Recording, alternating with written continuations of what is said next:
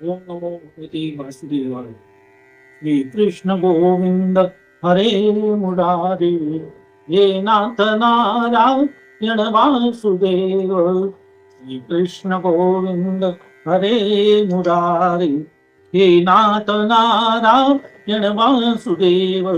प्रद्युम्न दामोदर विश्वनाथ. मुकुंद माधव भगवन् नमस्ते. प्रद्युम्न दामोदर विश्वनाथ. मुकुंद माधव भगवन् नमस्ते. भगवान श्री गोपाल कृष्ण महाराज की जय. पार्वती पते हर हर महादेव. संत सज्जन हो, आपण मागच्या भागामध्ये नारदांची आणि बाळ ध्रुवाची झालेली भेट पाहिली. ध्रुव घर सोडून भगवंताच्या शोधात निघाला. वाटेमध्ये त्याला नारद भेटले. नारदांनी प्रारंभी परीक्षा घेतली की ध्रुव हा अशी कठोर तपश्चर्या करू शकेल की नाही. त्यांच्या परीक्षेमध्ये ध्रुव उत्तीर्ण झाले. मग त्यांनी त्याला खऱ्या अर्थाने मार्गदर्शन करायला सुरुवात केली आणि कुठे तपश्चर्या करावी हे स्थान दाखवलं. ते म्हणजे तू मधुवनात जा आणि त्या ठिकाणी भगवंताची आराधना कर. भगवंताचं ध्यान करायला त्यांनी शिकवलं. भगवंताचं ध्यान करणं म्हणजे काय करणं त्या बाल ध्रुवाला अजून माहिती नव्हतं. म्हणून त्यांनी सांगितलं की भगवंताचं ध्यान करायचं असेल तर प्रारंभी भगवंताच्या मुखकमलापासून आपण आपल्या बुद्धीने ते स्वरूप आपल्या अंतःकरणामध्ये निर्माण करण्याचा प्रयत्न केला पाहिजे. भगवंताचं मुखकमल कसं आहे?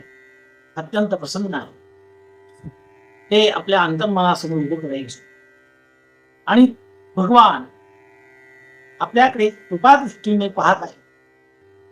भगवंताचं मुखकमल प्रसन्न आहे आणि प्रसन्न वदनाने ते आपल्याकडे पाहत आहे आणि त्यांच्या दृष्टीतून एक कृपेचा वर्षाव आपल्यावर ते भगवान ते कृपा कटाक्ष टाकत आहे, कृपेचा वर्षाव करीत आहे. असं आपण अशी धारणा आपण मनाने केली पाहिजे. भगवंताचे ओठ हे अत्यंत सुंदर अशा कमलाच्या पाकळीप्रमाणे आहे आणि ते आपल्या मुखातून ओठ हलवून जणू काही आपल्याला वरदान देण्यासाठी उत्सुक आहे अशी भावना त्या साधकाने केली पाहिजे. शुक्लांबरम धरम देवम शशिवर्णम चतुर्भुजम प्रसन्नवदनम ध्यायेत् सर्व विघ्नोपशांतये. त्यांची ती सुंदर सरळ नासिका, धनुष्याकृती विवया आणि अत्यंत गुलाबी रंगाचे असे त्यांचे ती गाल, जणू काही डाळिंबाचे दाणे त्यांच्या ओठावर पिळलेले आहेत अशा प्रकारचे अरक्त ओठ. तरुण आणि रूपसंपन्न असं त्यांचं शरीर. तरुण रूपसंपन्न सुकुमारो महाबलो अशा प्रकारचे ते भगवंताचं शरीर आहे. त्यांच्या वक्षस्थळावर श्री विठ्ठलांचं शोभून दिसत आहे. गळ्यामध्ये सुंदरशा वैजयंती माला, सुंदर वनमाला, तुलसी माला त्यांच्या त्या वक्षस्थळावर होताना आपण पाहतोय. अशी भावना केली पाहिजे. गळ्यामध्ये वैजयंती माला आहे आणि अत्यंत सुंदर असे अलंकार त्यांनी धारण केलेले आहे. कौस्तुभमणी आहे कंठामध्ये. कर्णद्वयामध्ये मकर कुंडली शोभून दिसत आहे. मकर कुंडली तळपती श्रवणी कंठी कौस्तुभमणी विराजित. शिरावर पुस्तकावर दैदिप्यमान असा रत्नजडित नवरत्नाने जडलेला जणू काही सुंदर दिव्य प्रकाश देणारा असा मुकुट आहे. मनगटामध्ये सुवर्ण कंकण घातलेले आहे. केयू त्यांच्या बहुबंधामध्ये शोभून दिसत आहे. त्यांची श्यामल तनू, मुक्तिकांची सुवर्णांची नवरत्नांची माळा, त्यांची झाक म्हणजे प्रभा सर्वत्र पसरली आहे. पांडुरंग कांती दिव्य तेज जळकती रत्न किळपाकती प्रभा अगणित लावण्य तेज पुंजाळले नवर्ण वेके तुझी शोभा कानडा उठलू तर नाटकू तिने मज लावी लावे अशी भगवंताची नयनरम्य असं ते स्वरूप, ते रूप, दिव्य असं स्वरूपाचं दर्शन कर. तेजस्वी पितांबर त्यांनी परिधान केला आहे. अजान वाऊ असं उत्तरीय म्हणजे उपर्ण त्यांच्या खांद्यावरून खाली गुडघ्यापर्यंत घसरलेला आहे. सुवर्णांची सोन साखळी आहे. कटी प्रदेशावरती लावलेली आहे. नतशिकांत तेजात विराजमान होणारे भगवान विष्णू आपल्या चारही हातावरून शंख चक्र गदा आणि पद्म त्यांनी धारण केलेले आहे. ध्रुवा असं त्यांचं ध्यान. हे सर्व मनोमय उभं आणि जे तू मनाने, अरे ही सर्व सृष्टी भगवंताच्या मनाने उभी राहिली. त्याच्या मनाचा आलेला हा विचार म्हणजे हे सगळं ब्रह्मभुवन जे आहे हे त्याच स्वरूप आहे. तसं तू सुद्धा मनाने त्या भगवंताचं स्वरूप उभं कर आणि ते आपल्या अंतःकरणामध्ये साठव. ते भक्तिभाव ठेव, त्याचं स्मरण ठेव आणि त्यानंतर ओम नमो भगवते वासुदेवाय हा जो मंत्र आहे त्या मंत्राने भगवंताची पूजा कर. मंत्रेन आनेन देवस्य पूर्याद्रवमयी बुधः सपर्यां विविधैर्दैवै देशकाल विभागवी. देशकालाच्या मध्ये काल परिस्थितीप्रमाणे जी साधना आपल्याला उपलब्ध होती त्या सर्व साधनांनी ओम नमो भगवते वासुदेवाय असं म्हणून त्या भगवंताला ती द्रव्यार्पण कर. तुझ्या द्रव्यार्पण कर, नमस्कार कर, पाद्य यो ओम नमो भगवते वासुदेवाय पाद्य यो पाद्यम समर्पयामि. ओम नमो भगवते वासुदेवाय अर्घ्य यो अर्घ्यम समर्पयामि. ओम नमो भगवते वासुदेवाय आचमनीं समर्पयामि. अशा प्रकारची मानसिक पूजा हे तुझा. याच्याने काय होणार? याच्याने तुझं मन पवित्र आणि असं ध्यान कर. ते भगवान तुझ्याकडे मंद मंद स्मितहास्य करत आहेत आणि कृपादृष्टीने पाहत आहेत. त्यामुळे तुला परमोच्च आनंदाची. जेव्हा भगवंत माझ्याकडे कृपादृष्टी पाही पांडुरंगा, त्या कृपादृष्टीने भगवान पाहतायत आणि तुझं मन त्या ठिकाणी तल्लीन होतं. आणि मग तिथे तल्लीन झाल्यानंतर ते मन माघारी फिरणार नाही. आता कोठे धावे मन तुझे चरण देखलिया. आता कोठे धावे मन तुझे चरण देखलिया. आणि सर्व भाग शील जो काही आहे थकवा हा सर्व दूर होईल. ओम नमो भगवते वासुदेवाय असं म्हणत म्हणत त्या भगवंताची पूजा कर. भगवंताने जे नाना अवतार धारण केले त्या नाना अवतारांची तू स्मरण कर. भक्ता कारणे येणे घेतलीसे आळी गर्भवास माळी. भक्ता कारणे येणे घेतलीसे आळी गर्भवास माळी. माझे कानोबाचे नाम तुम्ही घ्याओ हृदय धरून केळावया न्याहो. माझ्या कानोबाचे नाव तुम्ही घ्याओ हृदय धरून केळावया न्याहो. पण हे करीत असताना आपलं जे मूळ उद्देश आहे तो मूळ उद्देश मात्र त्या साधकाने विसरू नये. तो मूळ उद्देश आहे तर ती या भवसागरातून मुक्त होणे, परमात्म्याची अखंड सेवा, अखंड प्राप्ती हा मूळ उद्देश आहे. आणि मग तो भगवान तुम्हाला, तुला, त्या साधकाला अभय वरदान देतो. येऊ नको, मी तुझ्या बरोबर आहे. येऊ नको, मी तुझ्या बरोबर आहे असं तो वरदान देतो, त्याला अभय देतो आणि त्याची इतर सर्व संकटातून मुक्त करून त्याला मग तो आपल्याकडे येण्यासाठी प्रयत्न करतो आहे. ध्रुवानी नारदांच्या चरणावर माथा ठेवला. आणि बाळ ध्रुव मधु वनात निघालेला आहे. नारद हे त्यांचे सद्गुरू झाले. त्यांनी उपदेश केलेला आहे, गुरुमंत्र दिलेला आहे, ओम नमो भगवते वासुदेवाय.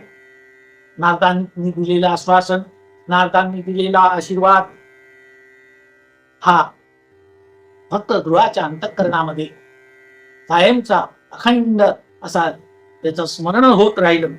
श्रद्धा आणि विश्वास या नारदांच्या शब्दामध्ये त्यांना मिळाला. भवानी शंकर वृंदे श्रद्धा विश्वास रूपिणो याभ्याम विना न पश्यन्ति सिद्धा स्वांतस्तम. स्वतःच्या अंतःकरणात असलेला हा विश्वास नारदांच्या याच्या आश्वासनामुळे दृढ झाला आहे. संत वचनी देव जोडे सायुज्य मुक्ती पाया पुढे.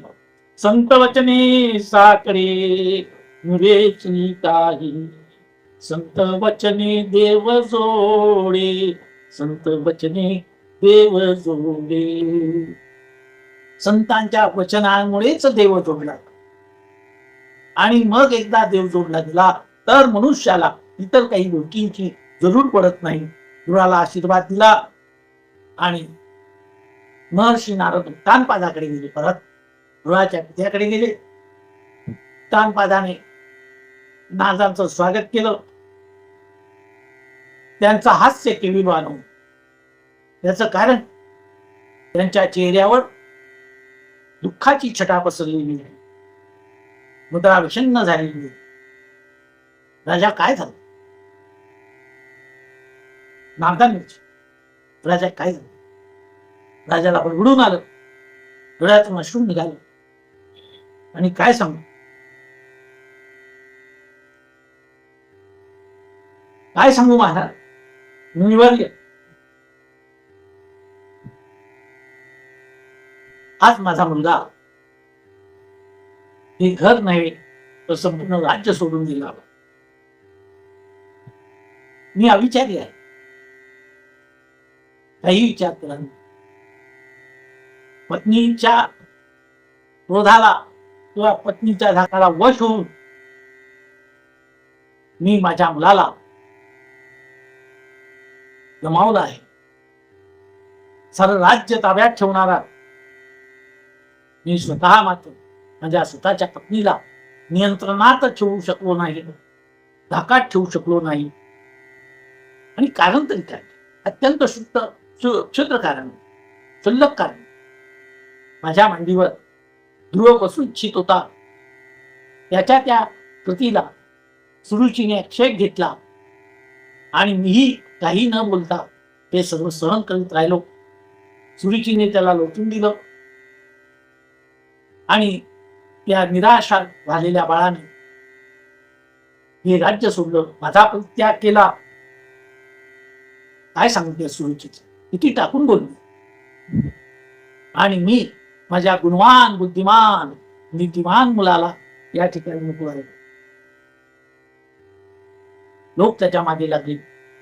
राज्यापर्यंत, राज्याच्या सीमेपर्यंत सोडवायला जाण्यापेक्षा तो परत कसा येईल यासाठी आग्रह करू लागले. परंतु त्याने कोणाचंही ऐकलं नाही. मीच जर उठून त्याला अडवलं असतं, समजूत घातली असतं तर फार बरं झालं असतं. कुठून तरी मला कळलं की तो अरण्यात निघून गेला आहे. आता त्याचं कसं होईल, काय होईल, त्याला कोण सांभाळेल? नारद महर्षी सांगतायत, राजा, झाल्या गेल्या गोष्टीला तूच कारणीभूत आहेस. त्याला इलाज नाही. आता तू मुलाची काळजी घेऊ नकोस. जगी जास कोणी नाही, यास देव आहे. निराधार आकाशाचा तोची भारसा आहे. जगी जास कोणी नाही, यास देव आहे. निराधार आभाळाचा तोची भारसा आहे. काळजी करू नका. दुराचं रक्षण प्रत्यक्ष भगवान करी. त्याचा कोणी नसतो, त्याचा परमात्मा असतो. आणि भगवंताचा प्रभाव तुला माहिती आहे. तुझा बाळ दिला, परंतु असं यश मिळून येईल की त्याचं यश साऱ्या विश्वात पसरेल, त्याची कीर्ती साऱ्या जगात पसरेल, तो लोकपालांनाही वंद्य होईल. जे काम कोणी करणार नाही असं दुष्कर काम करून तो परत येईल.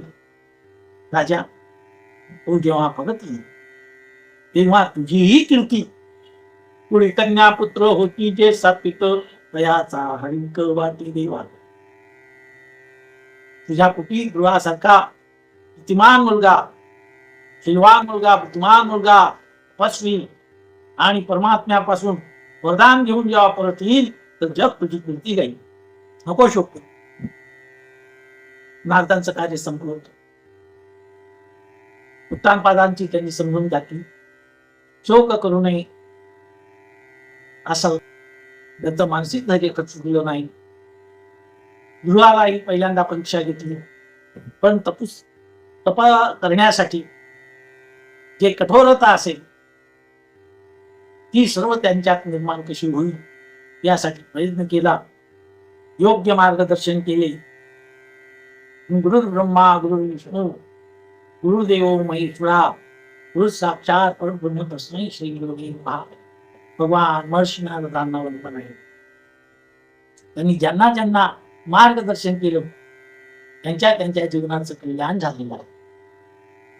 ध्रुव निघाला, तपश्चर्याला गेला, आणि ध्रुव जरी गेला असला तरी नारदांची कृपादृष्टी पूर्व दृष्टीने ते त्याच्यावर नजर ठेवून आहे. ध्रुवाने निष्ठेने तपश्चर्या सुरू केली. दिवस गेले, आठवडे गेले, महिने गेले. काही काळ तो असा आहार घेत असे की सामान्य माणसांना तसं करणं शक्य होणार. कधी सुकलेली पाणी, कधी केवळ पाणीच, कधी फलाहार, कधी वायू, असं भक्षण करून तो कठोर तपश्चर्या करू लागला. वर्षानुवर्ष तो तपश्चर्या करतोय. कधी एका पायावर उभा राहून, एका गोष्टीवर उभा राहून तो तपश्चर्या करताय. साधना नारदांनी शिकवली होती. भूतशुद्धी तो करीत होता. भूतशुद्धी म्हणजे जे पंचमहाभूत आहेत, पृथ्वी आप तेज वायू आकाश, या पाची तत्वांचा साधनेच्या अवस्थेमध्ये तो एकमेकांमध्ये विलय करीत होता. पृथ्वी तत्व जलतत्वामध्ये, जलतत्व अग्नितत्वामध्ये, अग्नितत्व वायू तत्वामध्ये, वायू तत्व आकाश तत्वामध्ये, आकाश तत्व ब्रह्म तत्वामध्ये तो समाविष्ट करीत असे. ह्या सर्व योग साधना आहे. सामान्य मनुष्य ही करू शकणार नाही. त्याला दीर्घकालीन तपस्या आणि प्रत्यक्ष गुरूंच्या निदर्शनाखाली हे सर्व करावं लागतं. आशीर्वाद घेऊनच करावं लागतं. भूतशुद्धी विविध प्रकारचे, पृथ्वीचा आकार त्रिकोणी, या त्रिकोणी आकाराच्या त्याच्या पृथ्वी, त्याच्या खाली कुंडलिनी शक्ती, ओम नमो कुलकुंडलिनी शिवे चिच्छक्ती विलासिनी,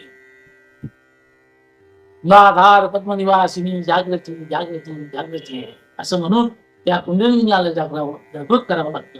जागृत केल्यानंतर ती पृथ्वी तत्वावर येते. पृथ्वी तत्व, त्रिकोणी तत्व पुढे आपण त्या याच्यामध्ये विलीन करतो, अग्नितत्वामध्ये, अग्नितत्व जलतत्वामध्ये करतात. ह्या सर्व साधना अत्यंत कठीण साधना आहे. या कलियुगामध्ये अशा साधना करणारे साधक तुम्हाला दिसणार नाही. परंतु केवळ ही माहिती म्हणून या ठिकाणी मी प्रस्तुत करण्याचा प्रयत्न केला आहे. त्याला दीर्घ काळ लागतात. या पंचभूतांचा त्यांनी शुद्धी केली. भूतशुद्धी असा तो विधी आहे. त्याच्यानंतर त्यांनी पंचप्राण, या पंचप्राणाला विलीन करणं, प्राण व्यान उदान समान वगैरे जे काही आहे ते एकमेकांमध्ये विलीन करणं. मग ते पंचप्राण, पंचमहाभूत, पंचप्राणात पंचप्राण मनामध्ये विलीन करायचं आहे आणि मनावर जय साधायचा.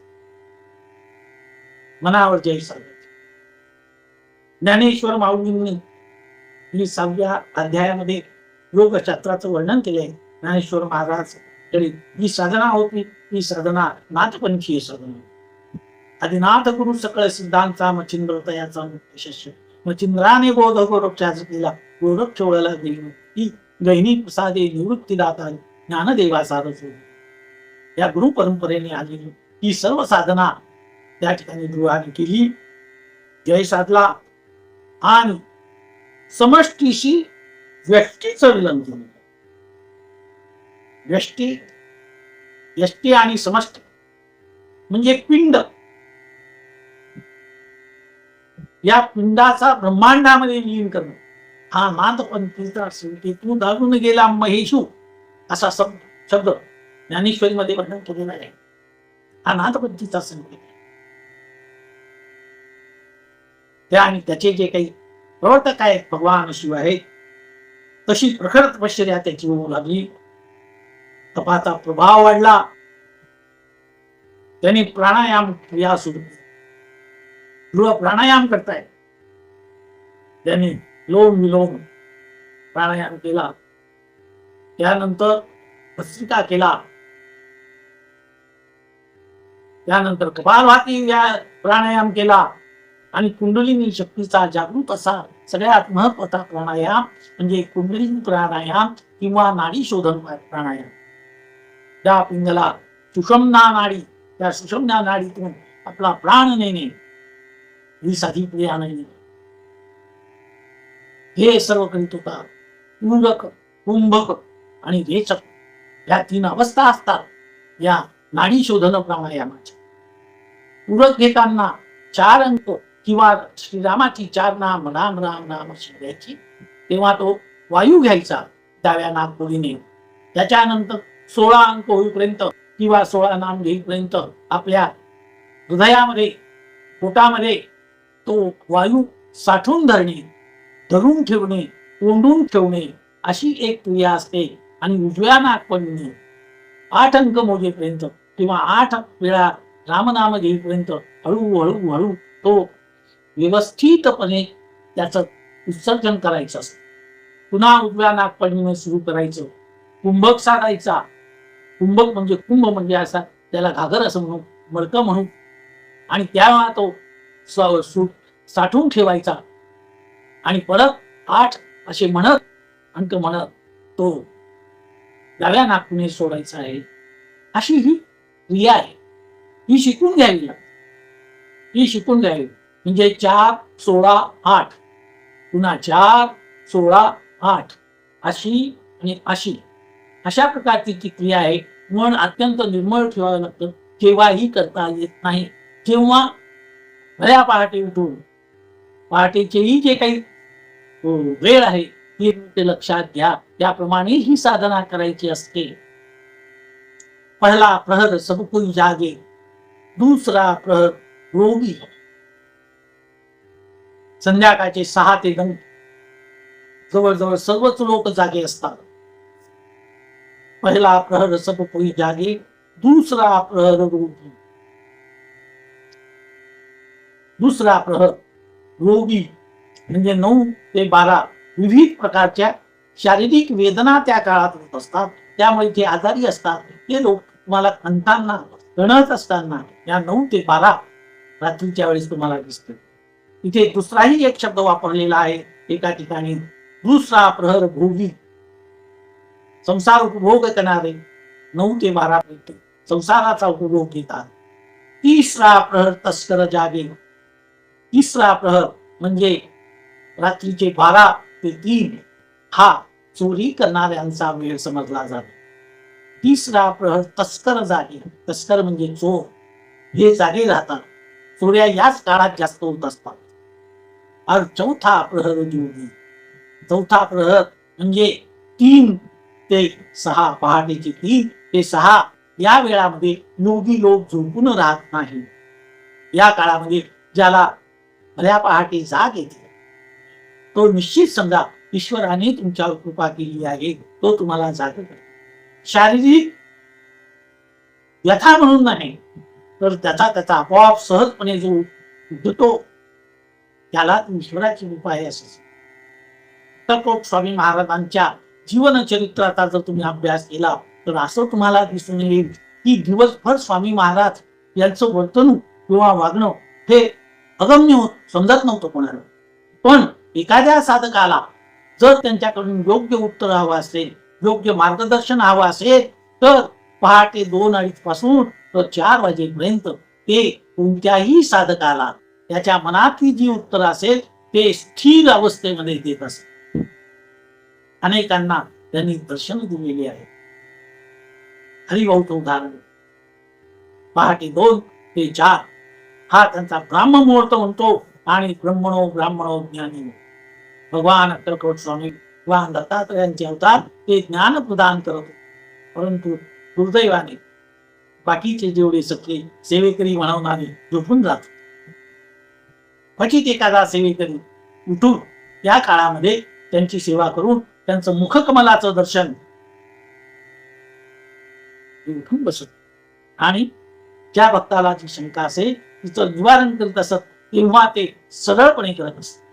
म्हणून 3रा प्रहर तस्कर जागे और 4था प्रहर योगी, अशा प्रकारची ही योग साधना ध्रुवाने केलेली आहे. ही साधना जो करेल त्याला निश्चित ईश्वर मार्गदर्शन केल्याशिवाय राहणार. ध्रुव जसा साधना करू लागला तसा त्याची प्राणायामाची गती वाढू लागली. पहिल्यांदा 4, 16, 8, 8, 16, 4 असे होत गेले, तर पुढे हळूहळू त्याच्यामध्ये वाढ होत, कुंभकाच्या संख्येमध्ये वाढ होत गेली आणि जशी जशी वाढ होऊ लागली तसा तसा ब्रह्मांडावर परिणाम होऊ लागला. ब्रह्मांडावर परिणाम होऊ लागला. कुंभक म्हणजे श्वास रोखून धरणे.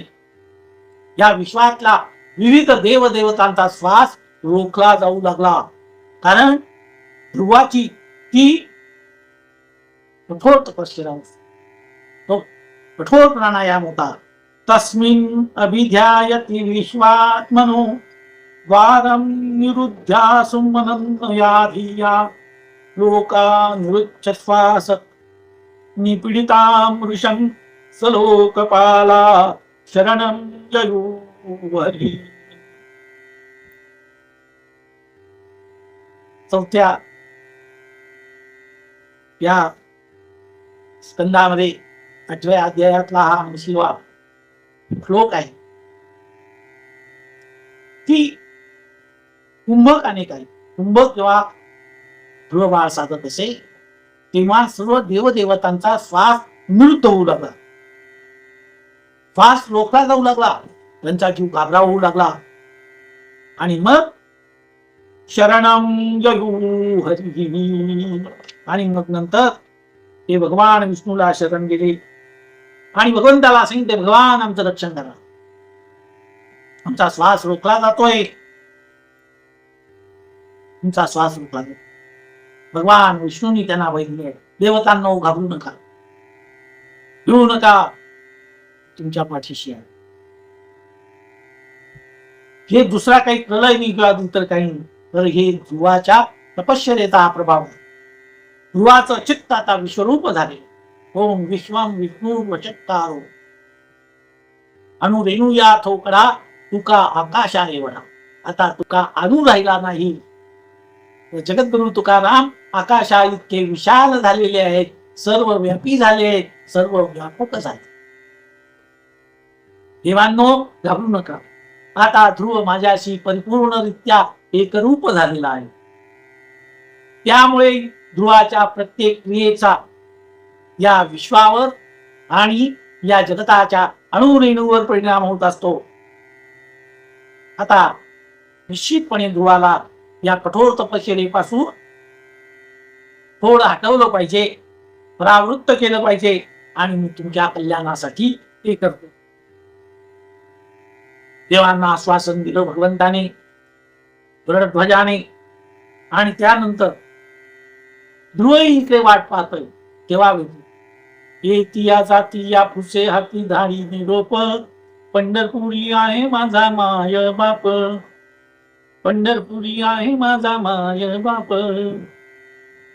तो आपल्या मनाने निरोप पाठवतो, भगवंता येईल ऐसा येईल बाधिकंबरा, अक्षय रूप अवतारा ऐसा येईल बाधिक. हे भगवंता तुम्हाला दर्शन दे.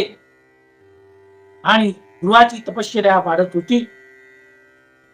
भगवान गरुडावर विराजमान झाले आणि मधुबनामध्ये त्यांचं एक प्रकट झाले.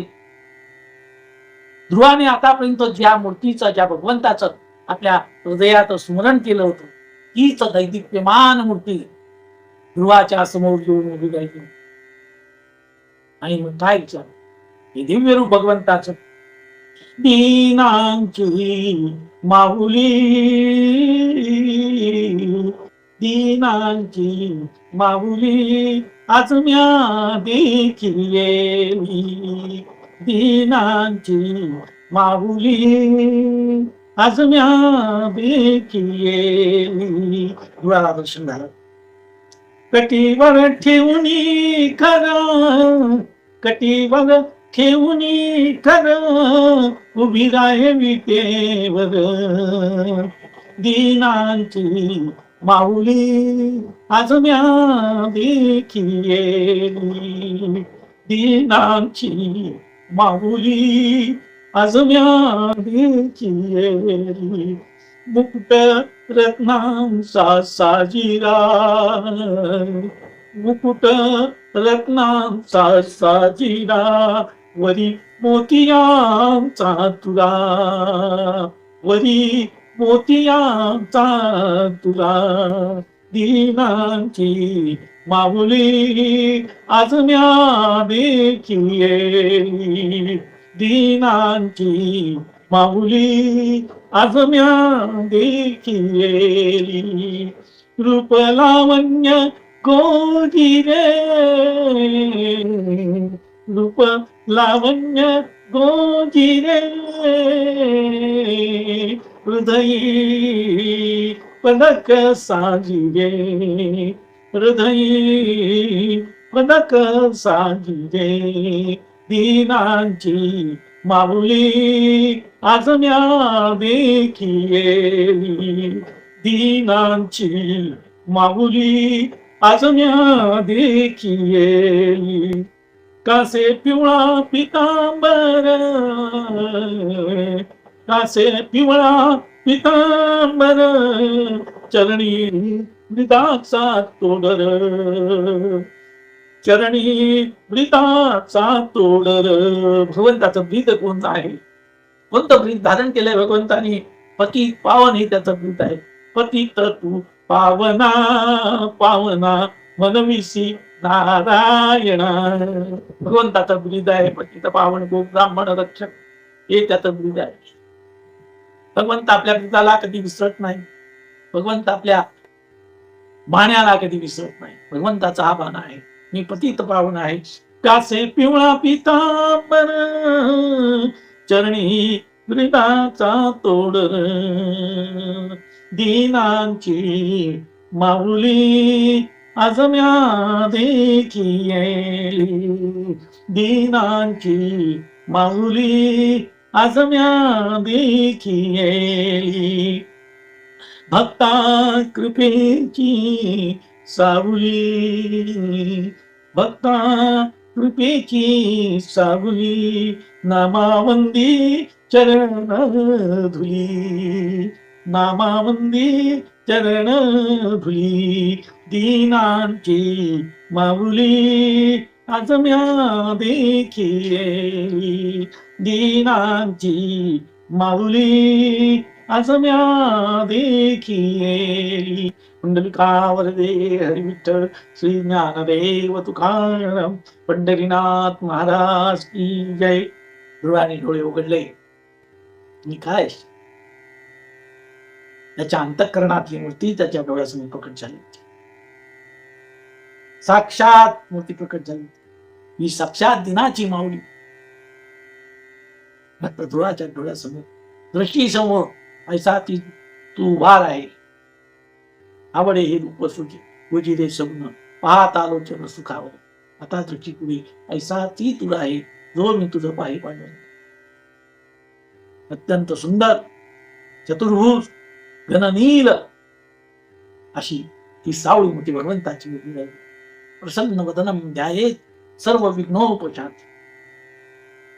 काय तो पाहतोय, एकटक होऊन ध्रुव पाहताय, वाणी मुख सारी परे हुनी परते बोलणे कुंतले ते वैखरी कैसे निसन. चारी वाणी तिथून फिरून येतात, हे वैखरी नाही. शरीराच्या माध्यमातून बोलली जाणारी जी मुखरी आहे तिच्याने काय सांगणार आहे. ध्रुवाच्या नेत्रात अश्रुपात सुरू झाली. त्यांनी भगवंताला साष्टांग नमस्कार केला, प्रतिपाद केला. देवाची स्तुती कशी करावी हेच असं त्यांना समजेना. तुझ पाहता सामोरी दृष्टी न फिरे माघारी, तुझ पाहता सामोरी दृष्टी न फिरे माघारी, माझे चित्त तुझ्या पाया, माझे चित्त तुझ्या पाया, मिठी पडली पंढरी राया, मिठी पडली पंढरी राया, माझे चित्त तुझ्या पाया.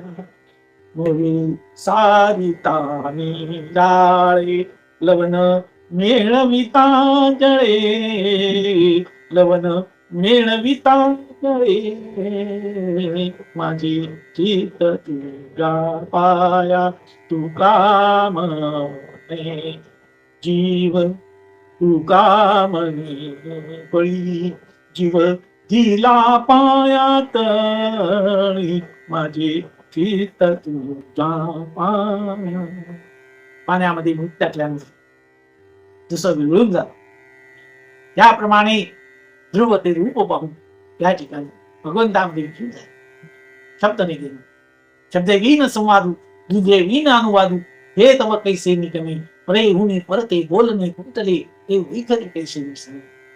एकही शब्द भगवंतांनी आपल्या हातातला जो शंख होता, शंख नाही भगवंताचा वेद आहे, वेद स्वरूप, त्या वेदांनीच एकवटून जे रूप धारण केलेलं आहे तो म्हणजे भगवंताच्या हातातला शंख.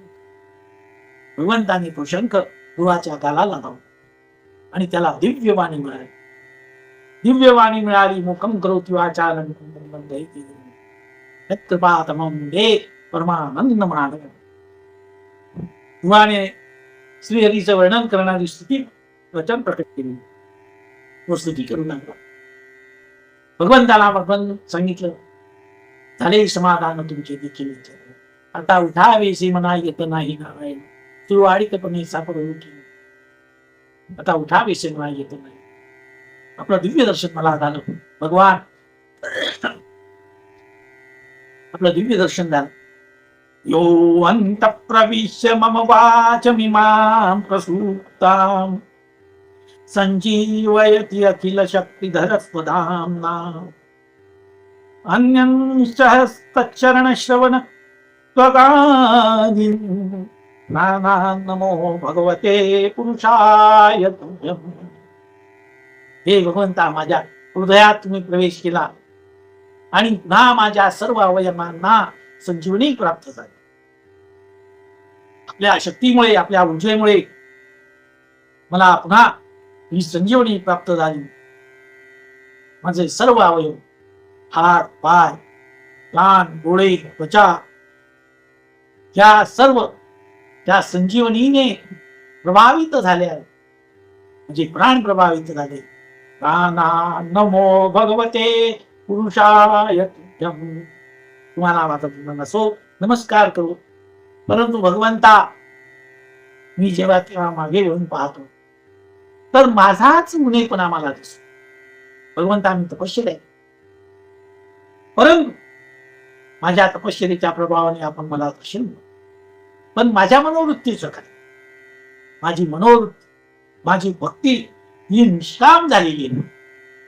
कारण मी कोणता हेतू ठेवून बसलेलो, मी जो हेतू ठेवलेला होता तो अढळपदाचा हेतू ठेवला आणि या अढळपदाच्या हेतूने भगवान या ठिकाणी तपश्चर्याला बसलो. आपण आपलं ब्रीद निभावलं, पण भक्तानेही त्याचं ब्रीद निभावलं पाहिजे. परमात्मा त्याचं ब्रीद निभवतो, भक्त त्याचं ब्रीद निभव. फक्त देवाला कोणतं आहे, कोणतं प्रोटित धर्म कैतव, कैतव धर्माचा त्याग करून ईश्वराची भक्ती करावी, असं मंगलाचरणाच्या त्या दुसऱ्या श्लोकामध्ये सांगितलं. प्रोजित कैतवोत्र परमो निर्मत्सराणाम सता. निर्मत्सर होऊन सर्व प्रकारचा मुक्तीचाही त्याग करून ती भक्ती केली पाहिजे. अशी जी भक्ताला जी भावना असायला पाहिजे ती झाली नाही. पण असो, आपण माझी इच्छा जाणतात आणि नारदांनी सांगितलेल्या मार्गदर्शनाप्रमाणे मी या ठिकाणी तपश्चर्येला बसलो. भगवान, तुम्ही माझी इच्छा जाणत आहात. ध्रुवाने भगवंताला आपण निवेदन व्यक्त केलं. आता नारद महान संत आहे, पण मी त्यांच्याबरोबर निष्काम भक्ती शिकायला पाहिजे होतो, परंतु ती नाही घेतली. शेवटी सकाम भक्तीवरच मी संतुष्ट राहिलो. भगवान म्हणताय, ध्रुवा अरे जे काही मागायचं असेल ते इतरांपाशी मागू नका, माझ्यापाशी नका. भगवान द्यायला तयार आहे. त्वमेव चरणं गच्छ सर्व भावेन भाव. तुम्ही सर्व भावाने शिष्य बना. पण काय करणार? तुका म्हणे नाही निरसला हा देह. तुका म्हणे नाही निरसला देह तव हे संसारिक. जोपर्यंत माणसाची देह भावना मी आणि माझे प्रण विसरत नाही, तोपर्यंत हे सर्व जीव हे संसारिक आहे.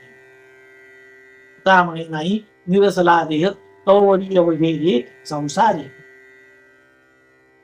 मी तुला ते पद देतो आणि ते पद हे कोणालाही मिळणं प्राप्त होणं कठीण आहे, असं ते पद देतो.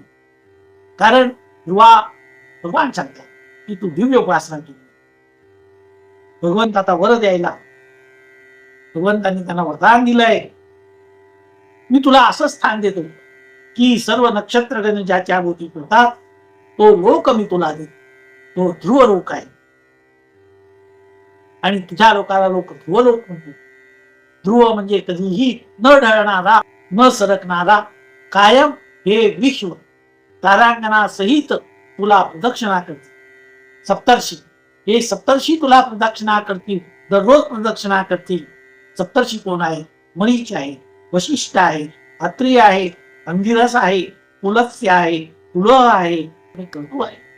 हे सप्तर्षी रोज तुला प्रदक्षिणा करतील. तुला तिथून कुणी हलवणार नाही. त्यांच्या प्रदक्षिणा तू रोज स्वीकारशील. तू 36,000 वर्ष यापुढे पृथ्वी तळावर घरी जाऊन राज्य करशील, असंही वरदान त्यांनी दिलं. तुझी शक्ती कधीही क्षीण होणार नाही. तू नित्य सशक्त राहशील. सतत शक्तिमान, ऊर्जामान, तेजोनिधी, तपोबली हे सर्व तुझ्या ठिकाणी राहील. तू घरी जा, राज्य कर.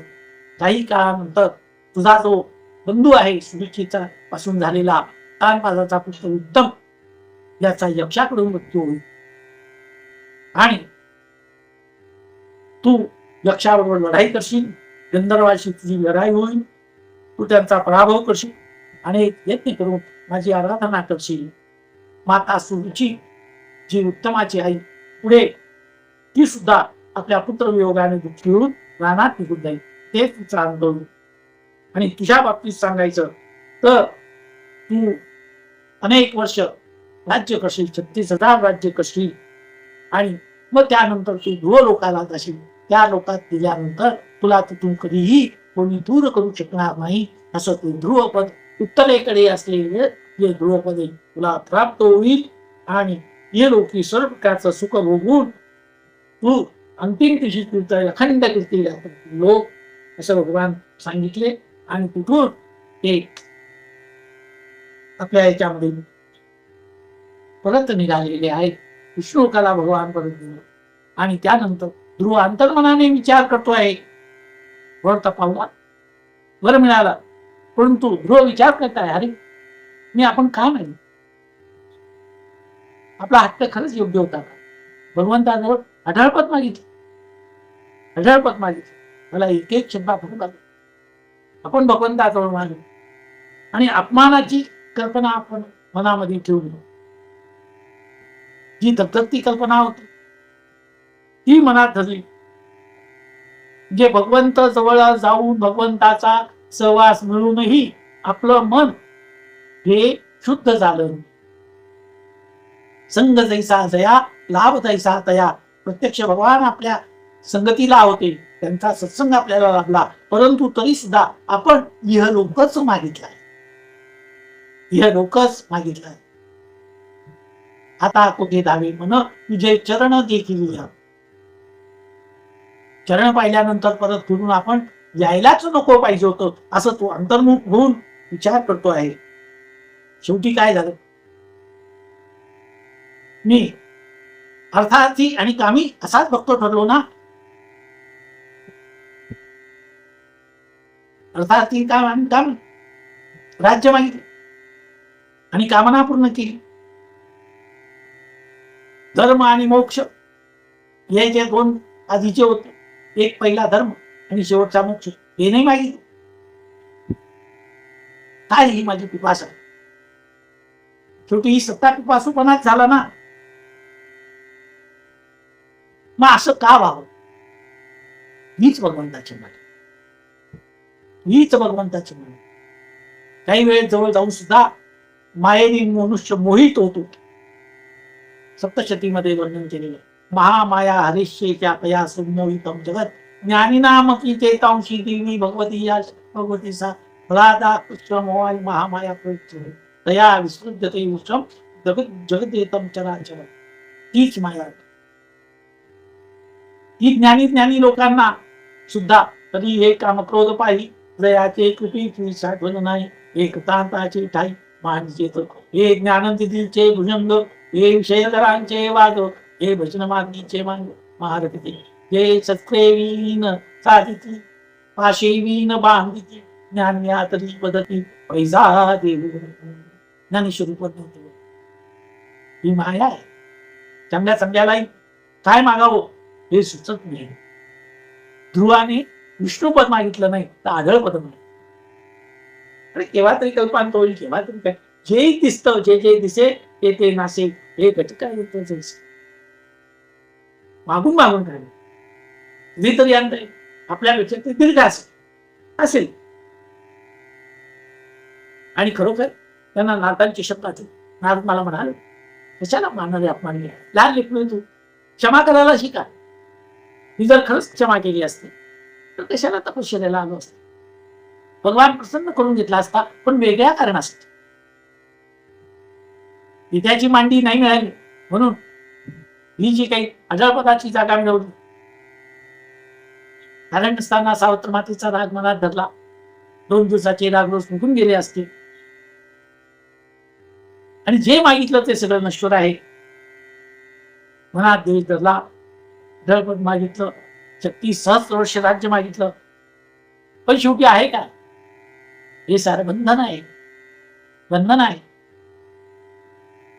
भाऊ कितीही मोठा असो, आपण पाहतो मोठमोठे जे पंतप्रधानांसारखे मोठ्या पदावर असलेले लोक, आपल्याला वाटतं की ते मुक्त आहेत. नवे नवे नवे उलट तेच बंधनात असतं. त्यांच्या भोवती असलेलं ते संरक्षण कवच असतं. त्यांच्या आज्ञेशिवाय मोठ्या व्यक्तीला सुद्धा बाहेर जाता येत नाही. त्यांनी दाखवलेल्याच रस्त्याने सगळ्यांना जावं लागेल. त्यांनी दाखवलेल्याच क्रमानुसार त्यांच्या गाड्या जाणार आहे. तिथे आपली मनमानी चालणार. म्हणजे आहे ना, बंधनच आहे ना, बंधनच आहे ना. आता याद मुझको गुजरा वो आज माना, वो झाडी या चमनती, हो मेरा आसिया. पिंजरातला पोपटला तर पिंजरा जरी सोन्याचा करून दिला, रत्नाची झालर लावली, तर ते शेवटी बंधन आहे. मी शेवटी काय माग बंधनच. जग हे बंदिशाला, जग हे बंदिशाला, नव्हे भला चांगला जो तो पथ चुकलेला. जग हे बंदिशाला, जग हे बंदिशाला. हे जे बंदिशाला कोणाच्या ना कोणाच्या बंधनात सगळे आहे. फक्त नव्हे. आणि आपण बुद्धीचा वापर केला, त्याच्यातून बंधनच नाही. सा विद्या या मुक्त ये, सा विद्या या मुक्त ये. जी मुक्त करते तीच खरी विद्या, आणि ती सोडून जी असेल ती सर्व अविद्या. ही सर्व अविद्या, म्हणून सा विद्या या मुक्त आहे. आपण मागून काय नाही, बंधन नाही, मुदत मागितली, पद मागितली. आपण एकटं सुखी राहून काय करू? एकट्याला दुःख एकटा भोगू शकतो, सुख एकटा भोगू शकत नाही. हे लक्षात. सुख एकट्याला भोगता येत. आपल्या बरोबरचे सर्व जर दुःखी असत, मला सांग, कोणाला जेवण गोडणार, कोणाला झोप आनंदाने, कोणालाच नाही. आपल्या आजूबाजूला जर काही दुःखद घटना असतील, आपल्याला नसली, तर खरंच आपण आनंदात तो दिवस घालवू शकतो का? नाही. आपण आनंदात राहू शकत नाही. म्हणजेच सर्व सुखी असेल तरच आपण सुखी राहू शकतो. म्हणून ऋषीमुनींनी देवाजवळ मागितलंय, सर्वे सुखिनः सन्तु सर्वे सन्तु निरामयाः सर्वे भद्राणि पश्यन्तु मा कश्चित् दुःखमाप्नुयात्. दुःखी असता कामा नये. त्यांचं सुख हेच माझं सुख आहे. त्यांच्या सुखातच माझं सर्व सुख समाधान सामावलेलं आहे, अशी भारताची एक प्रतिज्ञा फार पूर्वी पुस्तकातून दिली.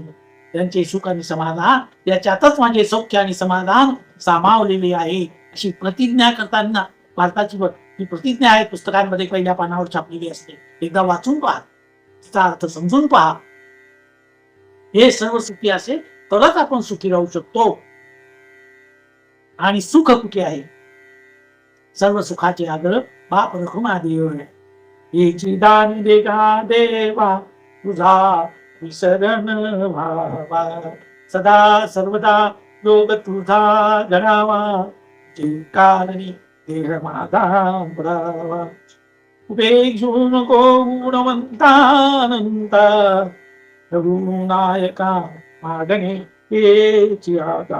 ही ध्रुवाची कथा. सकाम भक्तीची मर्यादा दाखवते. सकाम भक्ती किती असावी, किती करावी, कशी करावी, याचं मार्गदर्शन ही करते. मार्गदर्शन ही करते. भक्तांना या कथेने मार्गदर्शन केले. ही कथा भक्तांच्या, तुम्ही जेव्हा सकाम साधना करता तेव्हा सकाम साधना करण्याच्या आधी परमेश्वराजवळ जे मागणार त्या परमेश्वराकडे केलेल्या मागणीचाही अंतर्मुख होऊन विचार करा. अंतर्मुख होऊन प्रत्येक गोष्टीचा विचार करा, हे सांगण्यासाठी ही ध्रुवाची कथा आहे. बसलाय, अनेक लोक आले, अनेक लोक गेले, ध्रुवानी वरून पाहिलं असेल. आनंदाचे क्षण किती आणि जगातले दुःखाचे क्षण. सुख पाहता जवा पाढे आणि दुःख पर्वता ये म्हणे. या जगातलं दुःखच तर ध्रुव पाहत असतील. काय आनंद वाटत असेल त्यांना? त्यांची जागा फिक्स आहे, त्यांची जागा कोणी घेणार नाही. पण जगाचं काय? जगात जे चाललेलं आहे ते तर ते पाहतात. हे सुख दुःख पाहतात. दुःख कमी असत असं नव्हे, दुःख कधी कमी नसत, सुख कमी असत. अगदी किंचित सुखाचा केवळ तो सुखाचा भास असतो, तर दुःख पर्वत आहे म्हणे, अशी अवस्था या विश्वाची आहे. आणि आपण या ठिकाणी ध्रुवाने जी सकाम भक्ती केलेली आहे, त्या सकाम भक्तीतून जो बोध घ्यायला पाहिजे तो निश्चितपणे घेतला पाहिजे. आया आहे सजाएगा राजा रंग फकीर, एक सिंहासन चली चले, एक पहरी जंगी. काही ना काही उल्लेख सर्वांना सोडून जायचं आहे. श्रीमन्नारायण श्रीमन्नारायण श्रीमन्नारायण नारायण नारायण.